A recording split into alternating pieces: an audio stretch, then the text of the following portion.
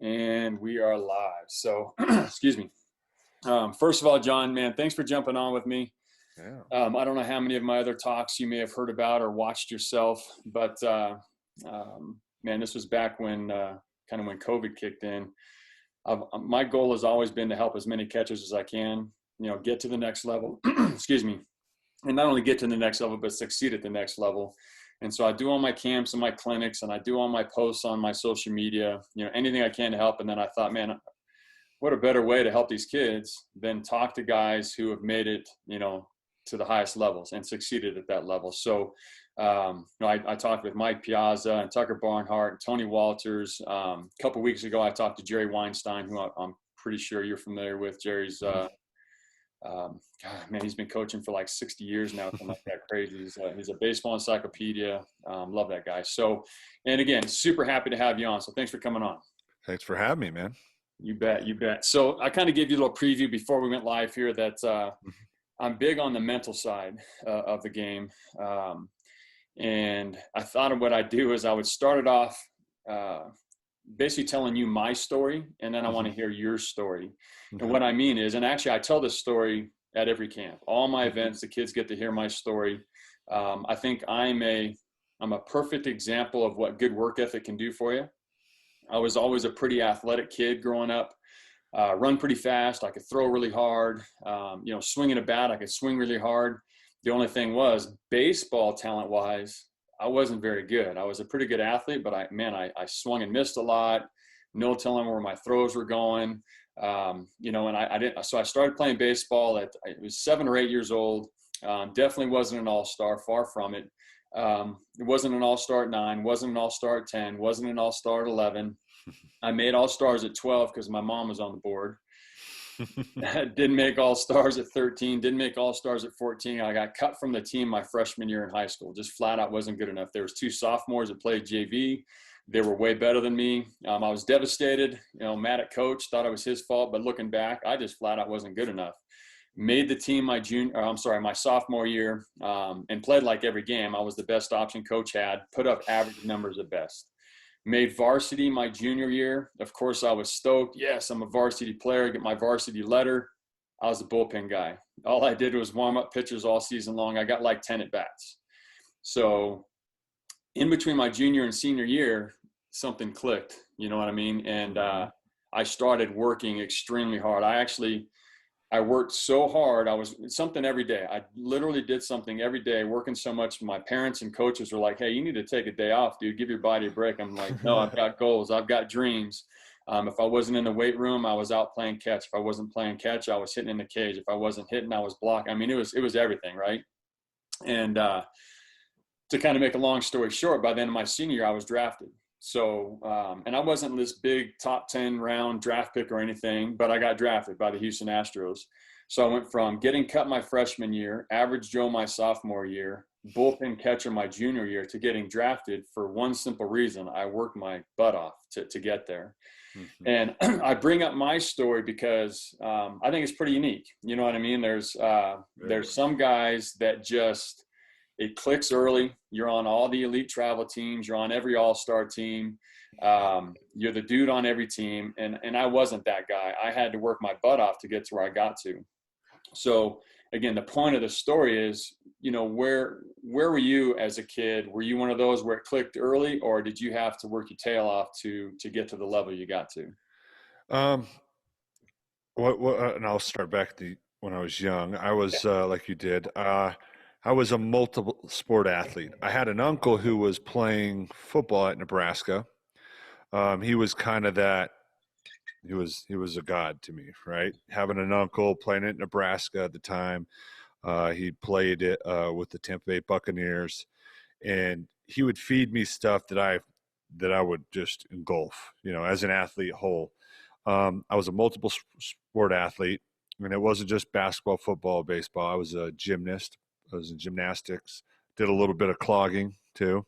Oh, wow. For good feet, right? And I got into those things because I looked at athletics from my uncle, doing ballet at Nebraska and things like that, and the benefits he would get. And then the training from Psycho-Cybernetics came out of Nebraska. That was the first school to have a mental performance department. And so I was getting fed that at an early age. And I think it was just like by getting at that age and being naive and getting those practices is I started wanting to get mind body connection. Like I remember things with my uncle doing like this and then wanting to be connected to my body, gymnastics, clogging, drums, guitar, doing those things to connect my mind and my body to do when I wanted it to be very within my body. What age Um, was that? I'm sorry to interrupt, but what age were you at when you started? I was well. I did gymnastics when I was started when I was 6 or 7. Oh wow, okay, so early. Went till I was like 13, and then I was like get up on the bars, and the coach didn't have to help me up because I was too tall. So Uh, I was like, "Oh, there's your sign. You're too big. You're too tall to be a gymnast," and everybody else was like down here. Um, but then right around 12 or 13, that the clogging and all that other stuff kind of went away, and it was good at a young age. But baseball, I really identified with baseball, football, and basketball. I know now everything's just one sport. We're getting even in basketball, even in football, they just want to do one sport. In our era, multiple sports was a little more likely. It was a little easier to do that, and not to say now is not the right way because I have a son that does a little basketball but mainly baseball. But how to do that correctly so you're a well-rounded athlete that knows how to rest and recover, which I think we're getting smarter to. But I think what multiple sport did for me is I learned how to compete. That working hard, like you said, by being multiple sports, I had to learn how to, like, I'm in baseball and I'm going to basketball. Before I went into basketball, I had to do my hard baseball work, extra go do some basketball dribbling, do those things, get conditioned. During basketball, all of a sudden football season, I had to do extra. Like it was basketball was over, everybody else was going home. I went and did extra stuff for football. So I think that where you said that learning hard, and I loved it. I loved that I was good at it.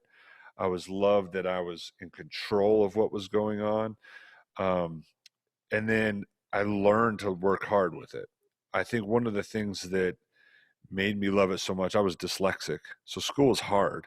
Wow. So the learning how to work hard on something I loved was easy because to catch up with the rest of the world mentally with dyslexia, I had to work extra hard to to be able to keep up with the mainstream classes. So Absolutely. I learned at a young age, right as I was going into these specialized basketball, football, baseball, that hard work pays off. Like I just knew if the effort that I put in, even though I didn't like it sometimes, like I got rewards.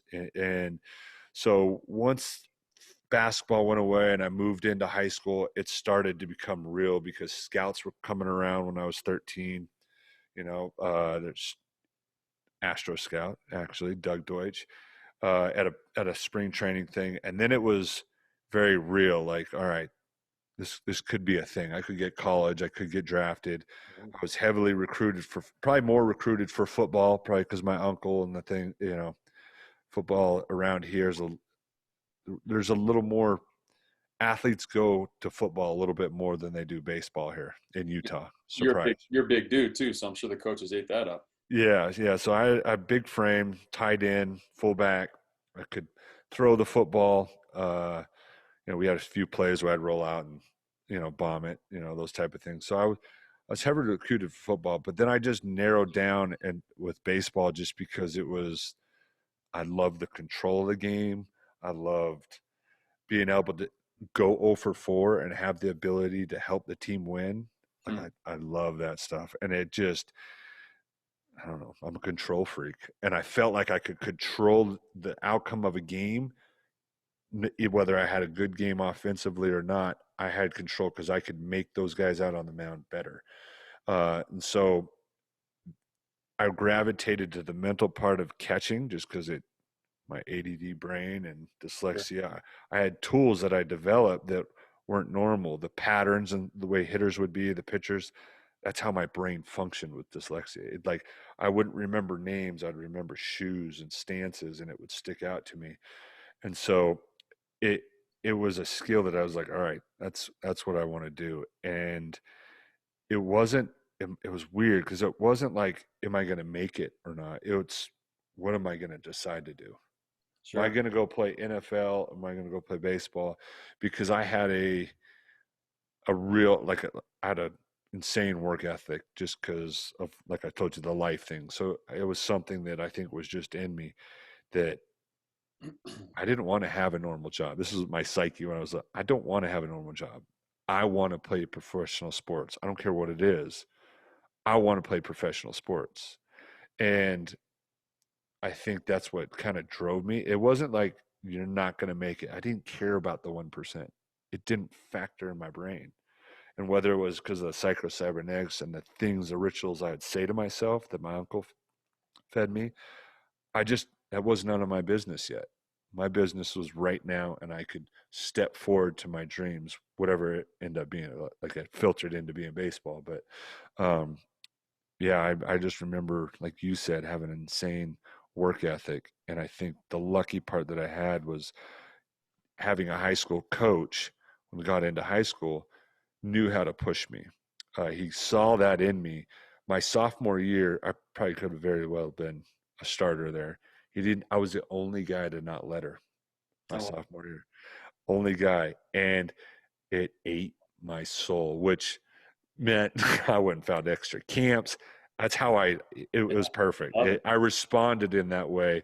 And I remembered that, whether I made teams, going to new teams, like, I remember really feeling like I earned that. The hard work paid off again.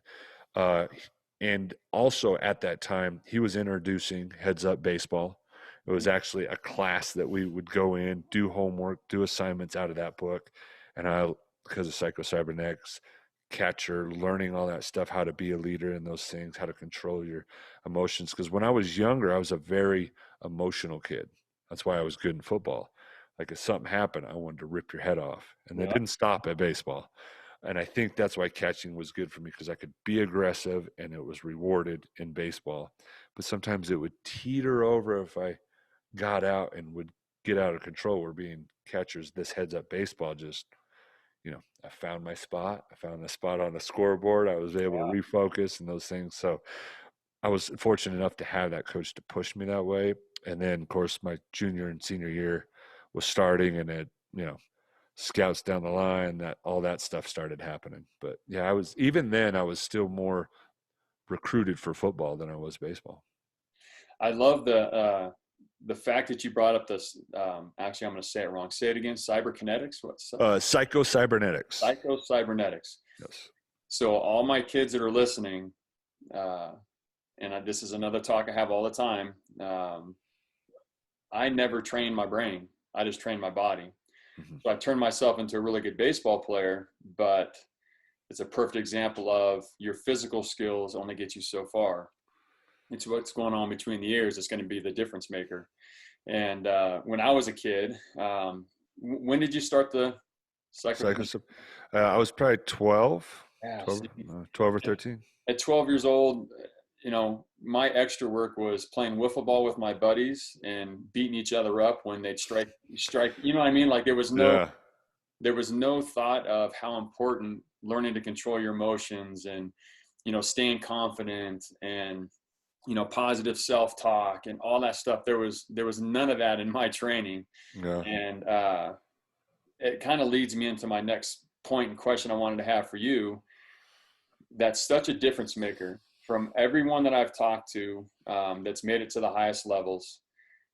The difference is they can, and you don't, and I say this all the time at camps too, you don't lose your emotion for the game, but you control your emotions. Like, you made a great point. You said I could go 0 for 4 and still be happy because I helped the team win the ball game because I was out there with my pitcher. I'd go 0 for 4 and immediately in my brain, I'm the worst player in America and I'm going to get released and this game Yeah. sucks and I forgot how to play baseball. And, my brain, I was never trained on how to accept those failures, learn from them and move on. I would dwell on them until I would absolutely literally lose my mind and punch something, kick something, Yeah. fight a teammate, throw my bat, throw a hat. Like it's so important. And not only did I have a challenge with, and this was going to be this leads into my question for you, John. So not only did I have a challenge controlling my emotions and on that mental side of the game, what would happen for me is I would start to get the self-doubt and my confidence would start to go down.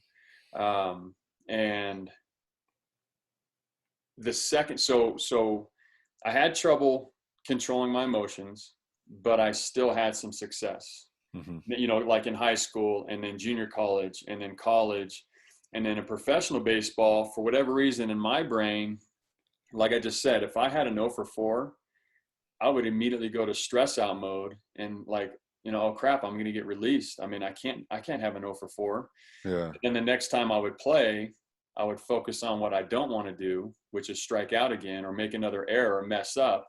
And inevitably that would cause me to mess up. You know what I mean? And so the second that self-doubt came into my brain, that was the beginning of the end for me. I mean, I used to be able to, like, not making a bad throw was never even fathomable in my brain. I turned myself into such a good baseball player. I mean, I could throw from my knees, throw from different arm angles, play third, play first, play outfield. And I had a little swag to me. I mean, I would throw from different arm angles and had that confidence, borderline arrogance, you know what I mean? But then again, I got to a certain level where there was a whole bunch of guys on my team that had the same talent, if not more than I did. So the second I would mess up, the self-doubt would come in. And then it literally took me probably from the second that self-doubt kicked in, I went from kind of a cocky dude on the field to just, it was like 3 months later and I was released. Yeah. And I never did the psychokinetics. I never did the mental game of baseball. I never did heads up baseball. I never did, you know, all these different resources we didn't have back then. And so I had nothing to fall back on. And I just became a coach. I was done playing at 24 years old. So I guess, again, I'm kind of babbling myself. This is more about, I don't mean to make it about me, but that just, my question for you is, how important was confidence and positive self-talk for you to continue on? And again, I mean, 11 years in the big leagues is a really, really solid career. Like, talk to the kids that are listening and the coaches about the mental side of making it at that level and succeeding at that level. I think, let's mirror me and you. If I've seen you, I've been around, I've seen friends of mine stand next to you, right, at camps and stuff. I see old teammates, some of my backups doing camps with you, and I see you stand there. So I know you're a big fella, right? And the way you describe physically, we're a good match. Sure. And I think what was stressed to me when I was young, one, because I was like you. I was, like I said, very aggressive, real hard on myself. I suck. You suck. You know, self-talk like that. Yeah. What changed was we were both physically gifted, got to the same spot, right? We were there. We were both in the minor leagues. How we got there, whatever, we got there by physical. What's the difference and what makes those unicorns is Jeter, A-Rod, heck, you name all, Swisher, you name playing with Trout, Pujols. Their mental game is on another level. They're unwavered. They don't talk to themselves like that, ever. They make an adjustment. They're so in the moment that didn't happen. Their still self-talk isn't, I suck. It's, I just missed it. I mean, they're in the moment. I need to attack it. They're about how to make the adjustment right there.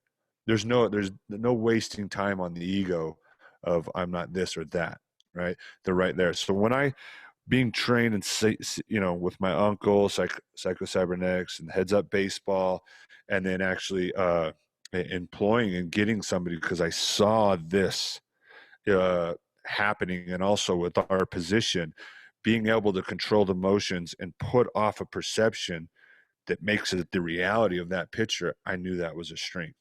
I knew I had to do that. I knew that if I wanted to keep controlling the game, I needed to control myself better. And that was humbling myself to be like, all right, I need to work on this. Yeah. Or like you, I'm going to be out. And I've had a dabble and I liked it and I loved it. So I dove full into it and hired Jim Fannin and started to learn like how to create the zone, how to create flow. And the things that I was doing, the emotions I was letting me take over were derailing me and taking me out of the zone or flow. I wasn't in the moment. And when it became, I was, the process and that hard work was, let's create the zone. Everything I do, create the zone where I'm in the zone or flow state. And I can attract that to my players. I can give that energy to my pitchers. And when you're able to be so in the moment and be conscious of what you're saying to yourself and have a routine going into the batter's box, putting on your shin guards, you know, making conversation with the umpire when you may not want to because you just punched out, and you come out there and use him as a tool to create a conversation towards getting strikes. That's a conscious effort. That's a mental conscious effort to have that routine and ritual to pull me out of there. And those are the things I think separated me and you, is that I grabbed onto that in the opposite direction. I saw it, and then luckily, because I had uncles and stuff that were at the highest level saying, do this, watch them, go ask this question to Derek Dieter, go ask this question to Pujols. And the answers they give me are your routines, your rituals. How do you get back to this? Think this. Be arrogant in your mind. No one else needs to know.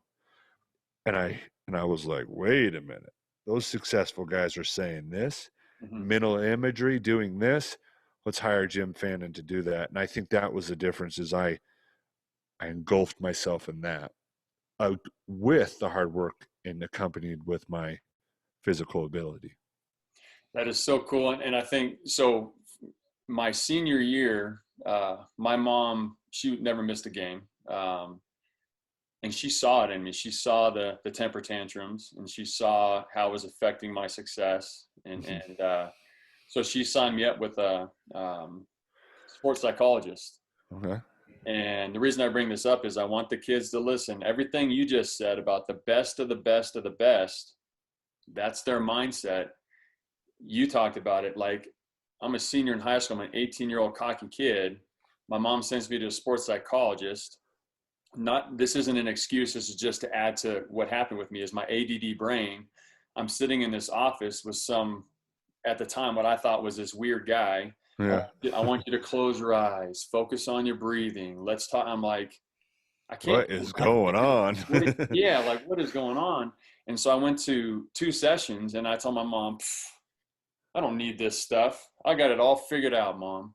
So my point of bringing that up is, guys that are listening, you got to let your ego go. Get your ego out of the way and understand that this is the difference maker between the best of the best and the rest, is what goes on in your brain, how you deal with failure, how you deal with success. You know what I mean? Like, all that stuff is so important and comes into play. So awesome. Really, really good stuff. Really good stuff. Let me do something real quick here, John. I'm just going to click over to Facebook and make sure I'm not missing any, we'll make sure we're working still, and then make sure I'm not missing any important questions or anything. It looks good. It says live here and recording. So we're awesome. As far as another computer, I think we're looking good. Awesome, Brian. Yeah, I've got some really good comments over here and a couple of questions. So we'll jump back over in a second. So really good stuff. That was that's gold. So for any of my young guys listening, super, super important. So the next thing I wanted to talk about, and this kind of leads into, well, actually, I'm getting ahead of myself. I'll say this. So this is still kind of on the mental side of the game. How did you deal with learning how to work with so many different pitchers? You came up with KC. You played the 5 or 6 years with them, and then it was team after team after team. I think you had 2 years in Florida, and then it kind of was from there on. You know, and a lot of kids, I think, nowadays are running into the same challenge where they're getting invited to play on this travel team, and then they get invited to play on this travel team. So they're having to deal with different personalities, different pitchers, and learn on the fly, right? And some, you know, you'd have the benefit of month-long spring training, but a month to get to know that many brand new pitchers. What were some of the challenges you had, and what were some of the ways that you dealt Ways with that I did. all that kind of stuff? Um, well, just a couple ways of talking about it, since we're kind of talking the mental game. Um, when I was in Kansas City, we were all young, we were kind of developing, but it was like a cycle. Other than Zach Greinke, it was this, it was a constant cycle. Maybe Hochaver stuck around a little bit.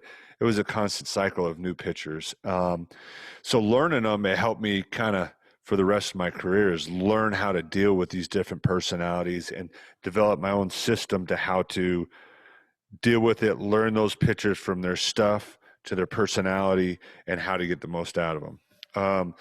Also, too, going to other new teams after that, uh, I was able to reinvent myself. That's how I felt when I went to new games. Is the things that I wish I had on the last team.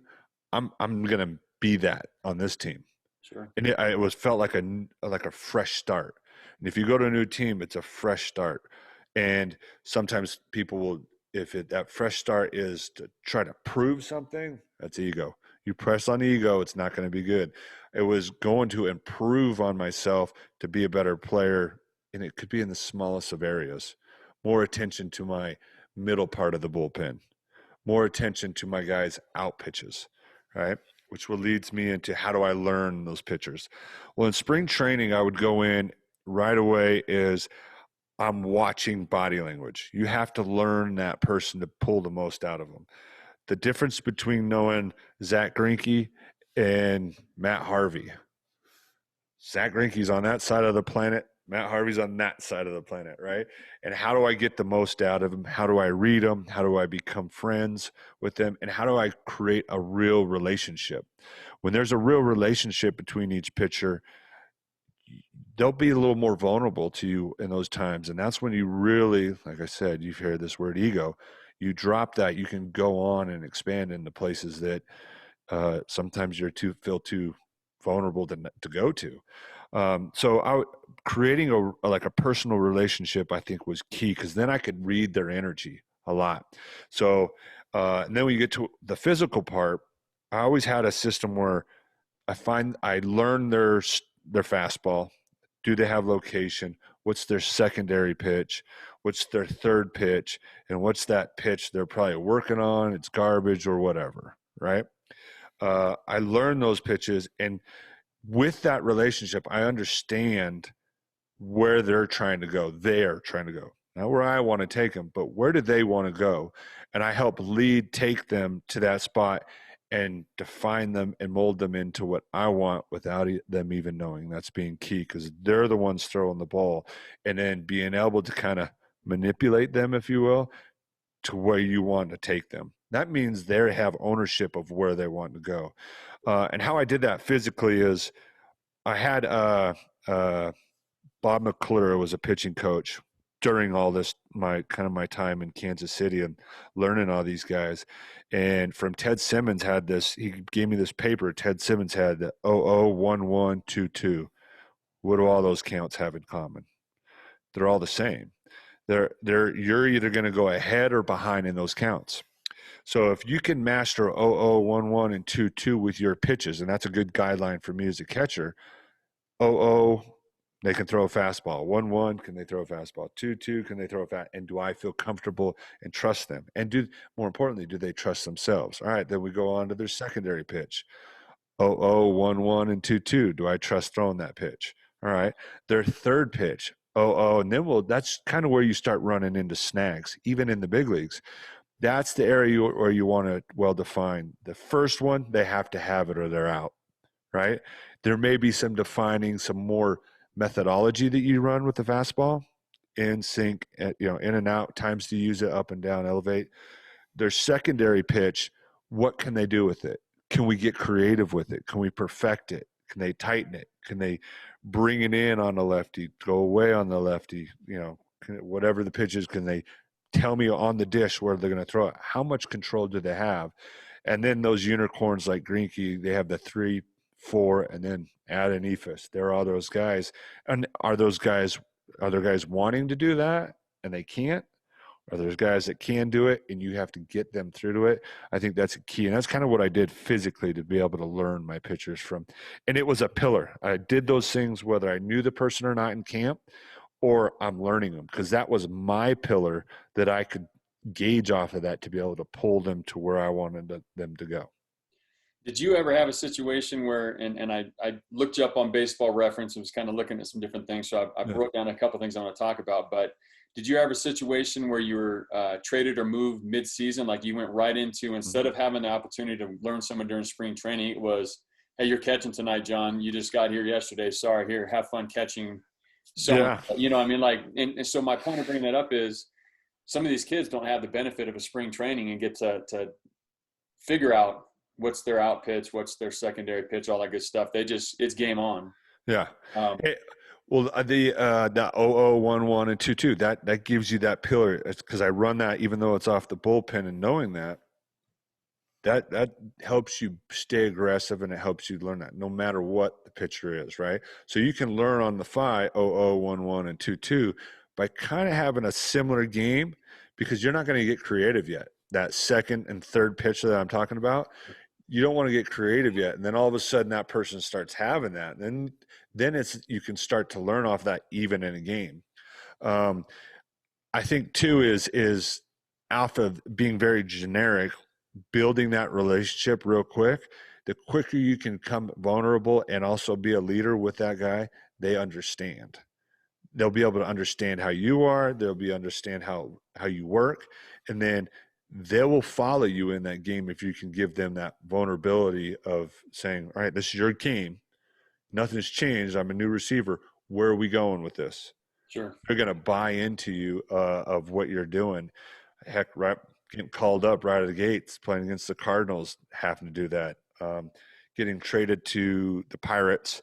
I was having a good year in New York, me and Marlon Byrd, and then the gorgeous flowing locks Syndergaard went over to New York for Burden and I, and got thrown at Russell was kind of having a little meniscus thing going on, and they weren't sure, like, oh, we're going to need a starter with the playoffs coming up. Like, if he's out, we need somebody to kind of step in. So it was it was lucky because I wasn't thrown in, because they were still going with him. The last month I caught a lot just to give his knee a rest for the playoffs. But I went in the bullpen, and I lived in the bullpen, because I knew if I started to play, it was going to be tail end of the season, into the playoffs. I needed to know these guys. The bullpen should be our home. That's where we gain relationships. That's where we should hang out. That's where we should just, especially with those middle relievers who are used a lot of times, the insecurity ones. Those are the ones we need to build those relationships. They're aching for it. And then those closers are usually high ego, very confident. Feed it more. There's a reason they're that way, but create a relationship with that personality so you can get the most out of it. Live in that bullpen. There's a lot of answers down there. So for anyone of the young catchers listening, that I would actually maybe even recommend they get loose with the pitcher as well. Correct. Yes. Pregame, throw with the pitcher, then go to that pregame bullpen, and before they start throwing, just chat it up with them. What's your favorite pitch? What do you like to strike guys out with? Is there a pitch that you don't feel real confident with right now that you've been struggling with? Like, chat it up pregame, and start developing, like you said, that relationship as soon as possible. And then just be real conscious of, were they hitting their spots with this pitch? Were they hitting their spots? Were they spiking the curveball? Were they, what was going on in that pregame bullpen? And now it might be the first time you've ever met them and caught them, but you're out there in a game, but you had that pregame. That's the only opportunity. That's like the real quick, short version of a spring training. Get to know them, and then you make adjustments as you go through the game.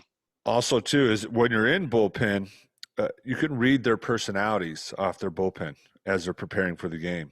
They may be bop, bop, and then they spike one. Read what they're doing. I've had guys spike it, get pissed or whatever. Yeah. I've had guys spike it, come up. Oh, sorry, John. You all right? You okay?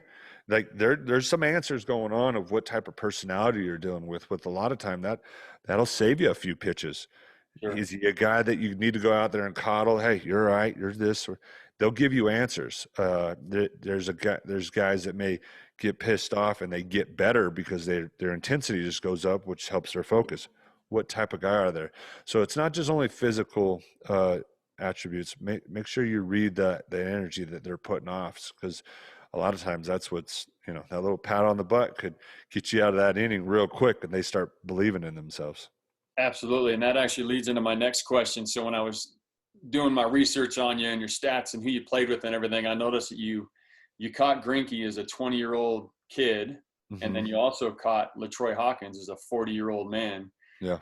Talk about because one of the challenges. So I get questions all the time, which I'm sure you do on your social media from these kids, and not a lot, but I've had several times a young catcher, coach. I'm going up to high school now. They have 3 senior pitchers. How do I talk to these guys? Like what, how can I develop their respect and or gain their respect? And how do I talk to, cause I'm just this young kid coming in, but I'm going to be playing varsity or whatever it is. Point is, and my question is, how did you handle, what's the difference between handling a 20-year-old kid like Greinke? And I can't remember he didn't have a very good year as a rookie. I mean, I think he had 13 losses or something like that. And then I think it was 4 years later, you caught him again. He was a 15-game winner. Yeah. But dealing with a young Zach Greinke and then dealing with a savvy vet, grown man, LaTroy Hawkins at 40, how did you handle the different personalities and the experience levels? And I'm not sure what your age was and the level when you caught each of those guys, but you get the point. Yeah, when I caught Zach, I think at one point Zach and I were the youngest battery mates in Major League history at one time. So we were fairly young, but it was no different. It was gaining relationship off the field, learning Zach, and that's when he was kind of going through some of his social anxiety stuff, which was pretty well documented. I remember one spring training, he just left, right? And I knew where he was, and we got the okay from Buddy Bell to go find him, John, do whatever, because I had some experience, especially with my little brother, with some mental health stuff, to where Zach at that time, he and I at that time had kind of made that connection, and that's having that personal connection with your pitchers. So we dealt with that a little bit, and it was more younger guys tend to be a little more emotional. He was a drastic, emotional, but gaining that relationship with him was no different than LaTroy. It was just a little bit more mature just because we were more mature, but also giving him the respect. He's been there. He's done that. And it was more or less lead me, and then I'll be able to, I'll take you where I want to go. I'm here for you, giving that same confidence. Zach, I'm here for you, right? I think that building that relationship is huge, regardless if they're old or young. And how you do that is knowing and being confident. When you speak to those older guys, speak to the things that you're confident on. Speak to the things that you know about. If you're not confident, don't speak about it. Shut your mouth, listen. Tell them, teach me. That's a leader. A leader is somebody that can be vulnerable and can be secure enough to be like, hey, tell me, teach me a little bit. You hear some of these Navy SEAL trainers. I'm reading a book by Jocko, and he's talking about some of the best leaders that he had were ones who were humble enough to go down and be active with the ones that are down below, and then also be assertive with the guys that are higher command and being confident in what they know. That's what gains respect. I had an experience that it was pivotal for me, because it's speaking just on this. I was with the Astros, big league camp, had me and Billy Wagner sitting down in the bullpen, and he's sitting here real super intense, locked in. Other people are like shooting the breeze in the bullpen. And I saw a difference. I'm like, dude, he is locked in right now, right? These guys are kind of and he's like, turn around. He's like, I just need these guys are all over heaters. They know my heater's coming. I forget who we're playing. They're always on. I was like, well, why don't you just show them that you can throw a slider? He goes, what? And I said, dude, if I'm facing you, Billy, you're Billy Wagner. If I can turn around a fastball, that lets the whole world know I can turn around anything. We're all going up thinking that this is something I know. I'm that kid who is over there he's going to face in about 10 minutes. I know if they just show it to him. It doesn't have to be good, Billy. I'm swinging at 99, 100. You throw me 80 poo slider that's halfway deep, just spins a little bit, I'm going to look like an idiot. And he goes, really? And from that comment, because I said, yeah, I know that's my approach on you. And I know that that's what their approach is on you because you just told me. Right. And then from that, the bullpen coach was like, hey, so-and-so, Raul Chavez, get me. And Billy goes, no, I want him. I want Buck, get me. So I went down and was able to catch it. He ended up doing it and executing it. Gained respect from an elder, if you will, a guy. And I didn't speak to him much. I spoke to him of stuff I knew. Nothing else, no other extra chatter. I knew that was their approach, which later actually got me the next game that he pitched. He asked Williams if I could go back there and catch just from that simple act. And it wasn't overly talked. I just told him what I knew in that regard. That is so perfect. I love that. Was there anyone you were ever, well, and I guess you kind of said it about Billy, but was there anyone you were intimidated by, but you had to overcome that intimidation and just like you said, just speak on confidence, something of confidence? There was Roger Clemens was in camp too.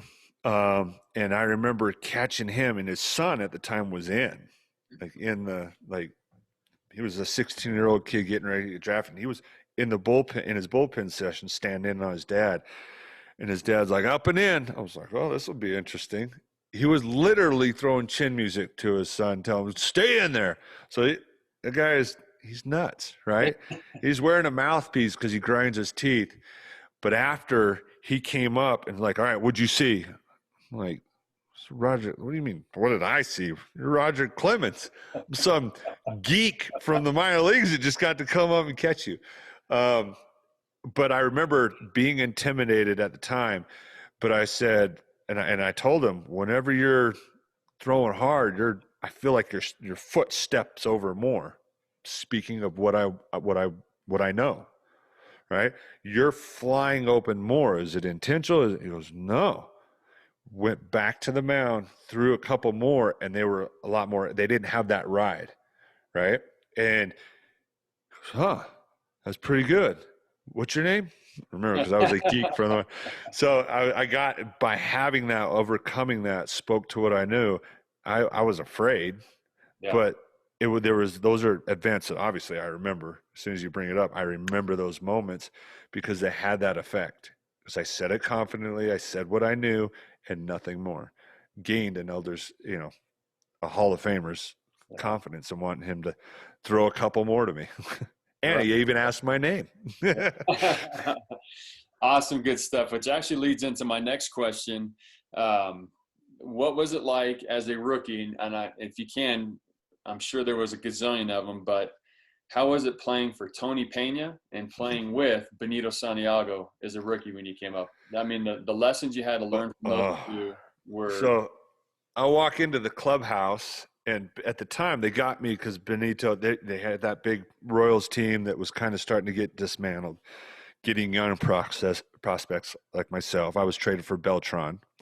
So I come walking in there, and Benito's standing there, and mind you, I have a poster of this guy in my room, and then I have a little figurine that just was always on my nightstand. I still have that thing. It's out in my office. And I walk in, I see him there, and I'm kind of like, well, I took this guy's job, right? I'm coming in to catch every day here, and he's like, well, you have good arms. Because he likes to show arms, right? He goes, you got good arms, but can you drop the head? And I was like, I don't know. We'll see. Trying to be humble or whatever. And I'm just like, that's Benito Santiago. And then he's like, man, I can't believe some child or said something, some kid's taking my position. Just kind of razzed me a little bit. But he was he was cool. It wasn't like what I got from him is, I was there to kind of take over as he's kind of moving out, and Kelly Stinnett was there as well. Kelly Stinnett gave me his helmet, his Royals helmet, so I could have a cool helmet at the time because my helmet wasn't there.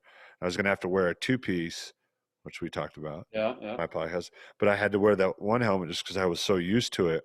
And that they were the crew there, but I could tell that they were a real unit. Because soon as I came into the unit, this is how it is. This is what we're going to do. This is how you would do it. This is, stuff that they had groomed me to do, but Benito was, he was there helping me. There was no, oh, shut up, kid. It was not like that at all. So it was another experience where I thought, all right, that's pretty cool to have Benito. Tony Pena was my catching instructor, kind of my mentor with Houston. He was a AAA coach. He ran all the minor leagues catching with the Houston Astros organization. I'd wake up extra early, spring training, you're out stretching at 7. I'd be out at 5 o'clock in the the big cages. You were there, big cages, Ascala County, and catching off those iron mics, doing those drills. His sons were in there at the time. They hadn't been drafted yet. Actually, ended up playing with both of them. I remember just catching balls with him. I think I told you when you came onto my podcast, he called me Cowtail. Yep.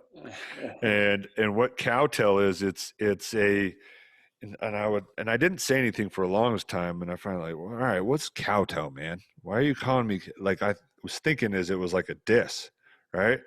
And he's like, no, man, it's the best thing ever. It's the best compliment ever. I'm like, how do you figure that? And he says, well, Cowtail, if you don't wipe up that poop off the cow's bum, which that tail does, that cow dies. It gets hard, it dies. Most important job. Nobody thinks of anything. You're a cowtail. You're just wiping up poop off the butthole, because otherwise you'll die. I was like, oh, that's what catchers are. We're cowtail. Nobody appreciates what we do. Nobody likes it, but we because we keep everybody else alive and operating. You got to talk to Rob. I noticed your shirt there. Shout out to Ray Baseball. Yeah, you got to talk to Rob about putting a dang cow butt with the tail sweeping on a shirt. Boom. That's a pretty good one. I like that. Cowtail. Catcher fraternity, only catchers know. You know what I mean? Yeah, they only know. Like, they're the only ones that will be really proud to be a tail with poop all over them. We love it. Give us that job. Give me the cow poop job. I love it because nobody else needs it, wants it. That's awesome. So time is flying. We're almost at an hour. I don't want to keep you too much longer. Do you have any meetings or anything you got to get to? No, I'm okay. So we might go over a little over an hour, because the next thing I wanted to get into is, we did all that mental talk, which is awesome stuff.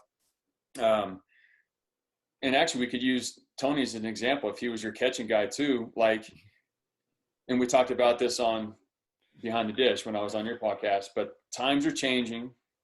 Training regimens or training drills and trying to use drills to accomplish, whatever we're trying to accomplish skill wise. Like, since you were doing drills with Tony Pena and working out with Benito and whatever it is in spring training to now, like, what were and man, there's so many different things. I guess I got to narrow it down, but maybe since receiving is all the analytics and data is showing that receiving is the most important thing we do. We can have more of an effect on an at-bat, an inning, and a game with our receiving than anything. So what were your go-to drills back then? Like, what was Tony teaching you?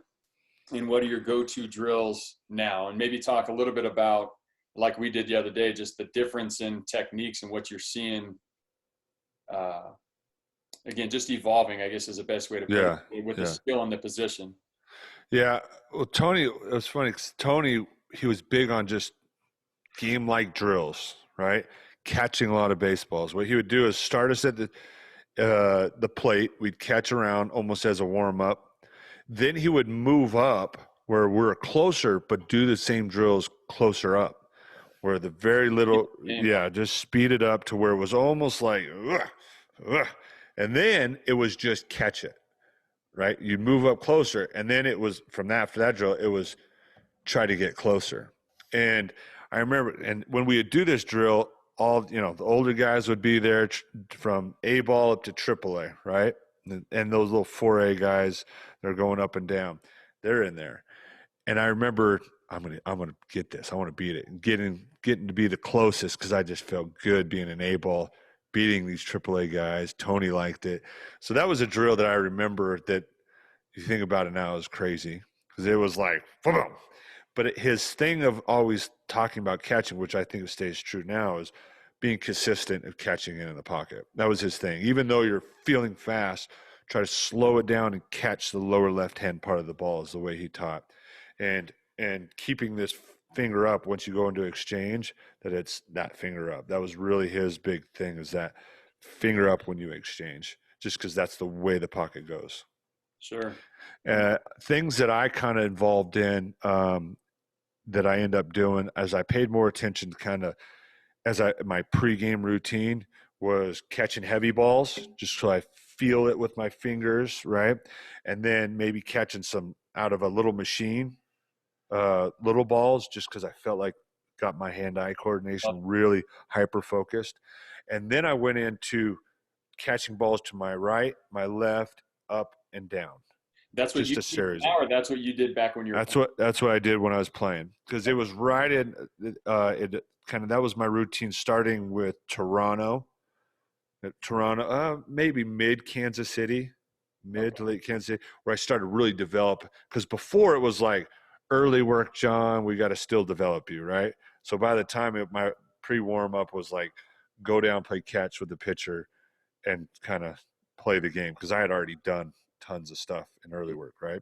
So once I got older and it was like, all right, I got to build up my routine, I'd go into the cage, go into the cage, do what I just told you. After small ball, light balls, the four corners, I would call it, because I wanted to control that really, and I really concentrate on moving my feet, percent of the ball, and it did evolve to back into this. I started to move like the ball back into it, even before the analytics, because it was that being talked about back then. Because when I was with the Mets, that's when I started getting a report saying, "Hey, your lower balls, you need to get up in a little bit more." Which I kind of talked to you. I wish I would have had the drop knee down for purpose. I would do that on those lower ones. Sure. I don't know if I would necessarily, which I've been playing with it. I can't wait till you get here and we can get in the cage and do it. Just because I just love it. I love dissecting it like you. I love doing it, and just because it makes my knowledge of it get better. And if you're not practicing, trying to expand your craft, then you're dead in the water.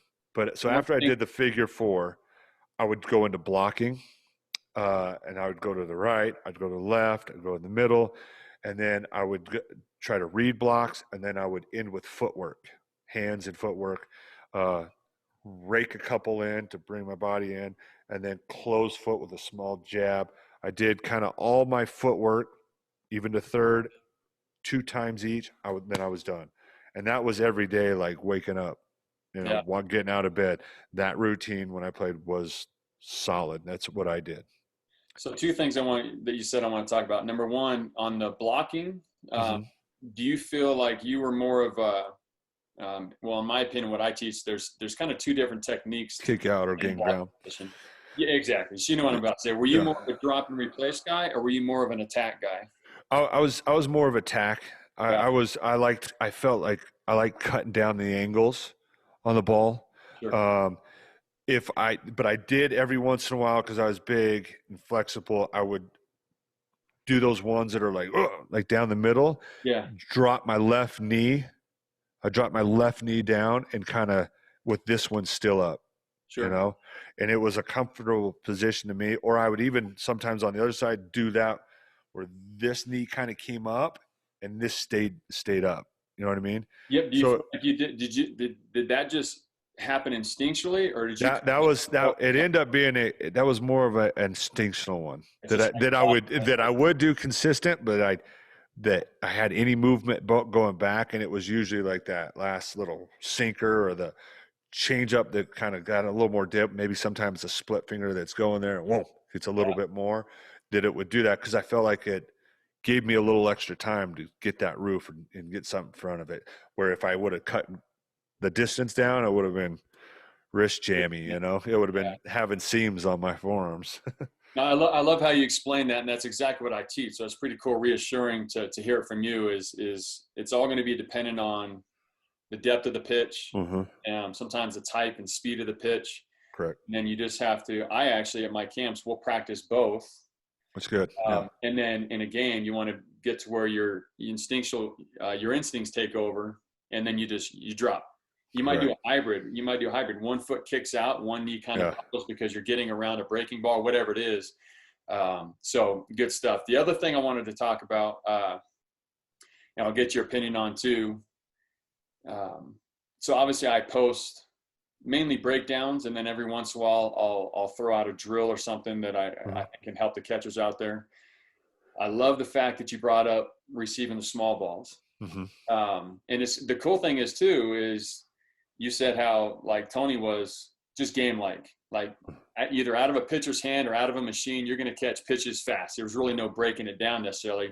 Yeah. That might be considered old school, whatever you want to call it. Yeah. And you kind of transition into, I like doing the small ball stuff. I'm a huge proponent. I have been for years, a huge proponent of vision training, in Correct. particular for catchers. It's going to obviously help with hitting as well, but for catchers and, you know, how it will help with pocket awareness and where do I need to get my hand and how to move quickly and on time and still pocket and not miss pocket kind of stuff. And I think if we can challenge them, I do little mini Frisbees. I do the little mini foam balls.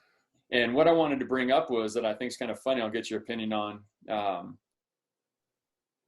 So I posted this vision training, this tracking drill, little tiny foam balls and a 2-finger pinch. Yeah. Being as precise as you can with the area where the pocket is. Yeah. And I even I'll bounce it off a home plate, so it's off a bounce to make it even harder. Yeah. More challenging. So I put, and again, that concept of make training hard or challenging so the game is easy, right? Correct. I posted that, and that thing, it got retweeted probably by 4 different guys blasting it. What is this garbage? When are catchers ever going to use 2 fingers to receive a pitch? Why does he not have a mid on? You're not throwing baseballs. What are you doing? I'm like, what do you mean? What am I doing? I'm like, if you're this experience of a coach as you're putting off, you should have a good understanding of the importance of vision training. Yeah. Have you run into any, because I guess if you did it, I'm sure you actually probably use that in your training when you work with your catchers as well. Have you ran into any backlash on any of the vision training stuff you do? No. And if there is, like, I don't know how you could even bash vision training whatsoever. I'm trying to figure out, and I think maybe that's a pitcher or a catcher that probably needs to check his ego. Yeah. And not even knowing who it is, I bet you that person's the guy that called a pitch and it was his way or the highway. Sure. And now think about all those many of opportunities he had to probably get something more out of that if he was more receptive and also lead people into that. So don't waste our time with him. Now, being able to visually connect, mind-body connection, right? Boom, to be able to do that, like you said, increases the hardness, right, of the drill, of practice, to where you end up making a little bit of mistake. Well, guess what? In a glove, that's still there. You're creating hyper-focus, eye vision, hyper-focus, instead of just the full ball. I'm not looking at the full ball. I'm looking at the lower left-hand part of the ball, and I'm going to receive that part of the ball rather than the whole baseball. I saw your drill. I thought it was awesome. I thought it was great because I was like, oh, that's cool. The way you have to snap down on that. And what that does is it flattens your focus. It hyper focuses it down a little bit more, adding a timing mechanism of that increases even the little balls. I create a backstop. Well, this creates a timing of closing the glove and receiving it. So when I saw it, I was like, oh, okay, I like it. That's new. That's different. I really like that. So, and I think, I had 11 years in the show. I was a major league frontline catcher. And I think the reason is because I was receptive to new things. I didn't, even with you, with the drop knee, I saw you teaching it. I go, he's teaching it very good. I want to learn. Sure. Right? This guy's been coaching longer than me. There was no ego. I wanted to come in your world, into Todd's world. Hey, teach me this. I don't care that you didn't make it. What I see is you're teaching it very good, and it kind of makes sense to me. I want to learn more. That's a catcher that is secure. He's able to be like, all right, teach me. Give me more. I want to know more. The only you're understanding. If he would have humbled himself a little bit to see the benefits of it, because when I first saw it, I was like, what the hell is he doing? Oh, okay. I see that. I like what he was saying about that because now that's my small ball pro back the Pro Max machine, right? Boom. It's the same thing, but also making it a little bit harder with your hyper focus being smaller. So I said, I don't know how you could bash that, but I don't know. It gets frustrating sometimes, and it's not even that drill. Sometimes, and sometimes it's not even my drill. Again, you can call it the old school guys, the traditionalists. Hmm. There are tons of benefits to just receiving pitches out of a machine or receiving pitches out of a pitcher's hand, as game like as possible. But at the same time, just from, again, I've told you I have a master's degree in kinesiology, learned a lot about how the body works and Hmm. the mind body connection like we keep talking about. And just from over the years from my schooling and then over the years of coaching, reaction time, Hmm. tracking, just all that vision training component of it is so important, especially for catchers. So it blows my mind when some of these pitch And it's funny too, a tool that you can think of, which you're probably not even aware of, which you're kind of tapping into. And if you know Ryan Harrison with Slow the Game Down, those same similar drills that they're doing, if you have concussions, you have symptoms, that's the first spot it's going to show up. Oh You yeah. can see that in your pictures. If it's like they were a guy that's snapping it every time, all of a sudden that's delayed, that is when it's going to show up. So that could be a tool also, since that's in our world and kind of hazard of the position. I could see how that would be a good tool because I know Dr. Harrison had a bunch of things with beads and things like that that we would do when I was playing that would help us decide like, hey, I'm a little banged up with this concussion protocol. So I think that's hinting on that. You probably didn't even think about that, or that guy I didn't didn't, think I about didn't, that. and that's a great point, and that's awesome. That's again, that's just kind of reinforcing what I'm doing, and I love hearing it from someone with your experience. So let's do this. I want to get into a little bit of kind of questions from my followers. Okay, So let's do it. I'm gonna click over to Facebook again real quick Cool. and see what I see here, and I'll be right back. So um, now I have to figure out Facebook again. Let's see. How do I get to the comments? 16 comments. Oh, maybe through my phone. I did actually. So I posted them on Facebook. Do you know Patrick Anderson? Does that sound Yeah, yeah. I don't know if he coached you in the minors with the Royals or coached against you, or maybe he was coaching at a different level but got to work with you a little bit in spring training. Maybe is that? Yeah, yeah, sounds familiar. I Yeah. think he's with the Nationals now. And when I posted that I was going to be talking to you, he had actually, and I'm obviously we've been talking about catching, but Yeah. he brought up. He said, I think it was John that I had a conversation with about his approach when he's facing pitchers like a Fernando Rodney with the ridiculous changeup.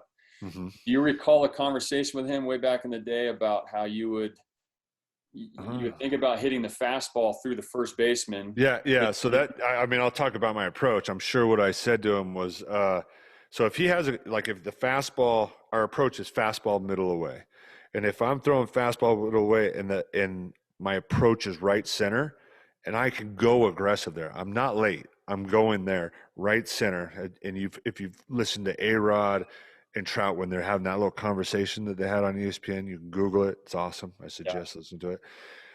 That's the approach that all major league hitters are doing. Now, when it's starting to go, like the separation between the fastball and changeup is big, like Rodney, I would just move my fastball down right field line a little bit more, maybe 3-hole, right? And if it's super good, say if I'm doing a knuckleballer or a guy that's Jamie Moyer that threw poo, right?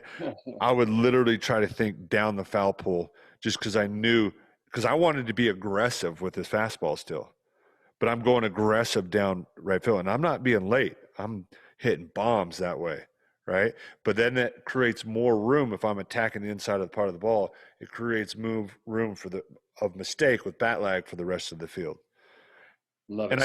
I think if I remember, I think he was asking that because I just hit a bomb to right field off of Rodney, and he's like, what were you thinking there? No one's thinking that, but that's kind of the approach. Awesome, I love it. So here's my. I can't figure out Facebook. I can't get to the questions. I'm on my phone trying to scroll You down. need you need you need a Jordan. You need a Jordan I need a Jones on Jordan. staff. Let me try one more thing here, and then Get one of those IT catchers that you're coaching and get them in there. Get yourself an intern, like my David intern. Right. What I might have to do is I'll run these questions by you after the fact, get them in, and then I can click in and get them the answer that they're asking for. So anyone who asked a question on Facebook, I sincerely apologize. I'm not a tech guy. I'm a catching guy. So I'm not sure what's going on there. Well, they didn't come for your tech advice. Yeah, right. Exactly. I'm sure of that. They knew me and you weren't going to talk about double clicks and mouses and stuff or whatever. Exactly. USB ports and stuff. So we talk about receiving angle and blocking techniques. Exactly. I don't think this is the post. I have here, let's see.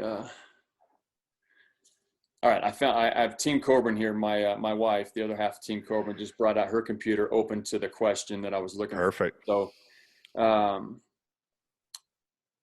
overlooked. So basically, and I think we already kind of touched on this a little bit. He's asking Scooter Thompson was asking about working with umpires. Okay. At that level. It was actually funny. I was talking to actually, I don't need to get into that. I was talking to another former big league catcher just this morning about a particular big league umpire that he just butted heads with, and for Joe West. No, I don't want to say names and stuff. He's he's a very I don't know if controversial is the right word, umpire that's still in the league now, and Angel Hernandez.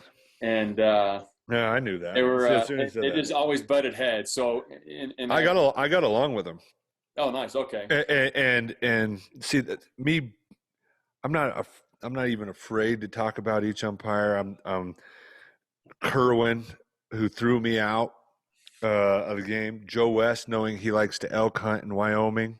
If you're getting where I'm coming from, I know Angel Hernandez, people don't like him. He has a huge heart. Yeah. He has a soft heart for youth, underprivileged kids in underprivileged areas. These are my conversations I have with him. And remember earlier in the show, I was sitting there talking about I would objectively come out there and have these selfless conversations to pull my head out of my ass to be there in that moment. What better being now in that moment and humbling myself when Angel just screwed me, right? He probably just banged me on a 3 feet outside. Come out here and talk to him about that. That lets him know, like, I'm over that. One, I'm being selfless. It's not about me. It's about that pitcher and getting strikes right now. I'm buying him into me. If I can do that in that moment, I'm getting Angel in my back pocket. You know, as far as a guy, he's not going to, if in anything else, he's not throwing emotional calls on me. You know, he's not ruining my calls emotionally. He's going to give me the calls that I want. And that was because I have this relationship. Talking with Joe West about elk hunting and Wyoming, because he knew I was born in Wyoming. He's from Wyoming. They're cowboy, you know. Yeah. No, that's a really good point. I think it's important for some of the kids that are listening and watching this on replay is it doesn't have to be about the game. It doesn't have to be about that game you're playing. It doesn't have to be about the game of baseball. I mean, you're talking to these guys, you know, about life as well. And again, it just adds to that relationship and being on the same page. And then when that happens, when they do make what you think might be a bad call, you can talk to them about it without them getting offended or getting defensive and mad at you and wanting to throw you or ring you up next time you're at the plate. Like, develop that relationship, talk to them about, did you see Trout's catch last night? You know, talk about something else other than the actual game. You know, they're sitting behind you while you're receiving some warm-up pitches. Chat it up with them. So you might learn things and be amazed that these people are more. Teddy Barrett, he was Mike Tyson's sparring partner. Oh, wow. Tell me there's not some cool conversations like, what did you do with Mike Tyson? How was he like this? Did he ever get in a point? Like, yeah, those things are legit. What's up? He was remember AvoCare? Oh yeah. He was into AvoCare. So there's a talking conversation that I could relate because I did AvoCare for a little bit. So there was things that you find to relate with that. But also on the flip side, knowing that they'll have respect. Soon as I have to stand up for that pitcher who's maybe being an idiot or whatever, or they did get screwed and I voiced my opinion to them, they also know me. Sure. They're also saying, all right, remember, they're human. All right, John's mad about this now. He's not like that. The level of respect is there now because if I'm doing that, it's because it's real. Yeah. And I know it's real, so I'm speaking up. I know it's real, then I'm speaking up to them. They respect that. If I'm not sure if that was a ball or strike or whatever, I'm not saying anything. I'm not falling into the traps of, remember, my hands are so good, I'm making some of those pitches look good. Absolutely. Let's not forget that. So if you get your dugout and your dugout both whining, that means you're usually doing a pretty good job. And I don't want to get caught up in that. I'm staying within this relationship here and managing that and that guy out there. So when I do have to speak up or do something, it's respected and validated. Sure. Absolutely, man. Good stuff. Good stuff. I think, kind of a final thought on everything with the kids listening is we just talked for an hour and a half, and I think we talked. All right. Really? Yeah, it's an hour and 20 minutes. Like 20 minutes. But the cool thing is, and a point I want to make to all my kids and coaches and even parents that are listening is, I think we spent 10, maybe 15 minutes on just some of the fundamentals, some of the different drills and stuff you do. The rest of that time was all about what's going on up here with, with relationships and understanding pitchers and pitching and lessons that you've learned. I mean, there's more to the game than the physical side. And that was a big part of what I wanted to get across. So thank you so much for all your stories and time and knowledge and experience. That was really cool. Oh man, you're doing an awesome thing. You're very good at it. And I think you've identified your weakness. And I think a good coach, a good catcher attacks that, gets vulnerable in those areas. And there's a lot of kids benefiting from it, Todd. So it's what attracted me to you, and keep doing your thing. And I'm a big fan. And whenever you need me, bro, just give me a call. Good stuff. I appreciate it. Well, I'll get to see you.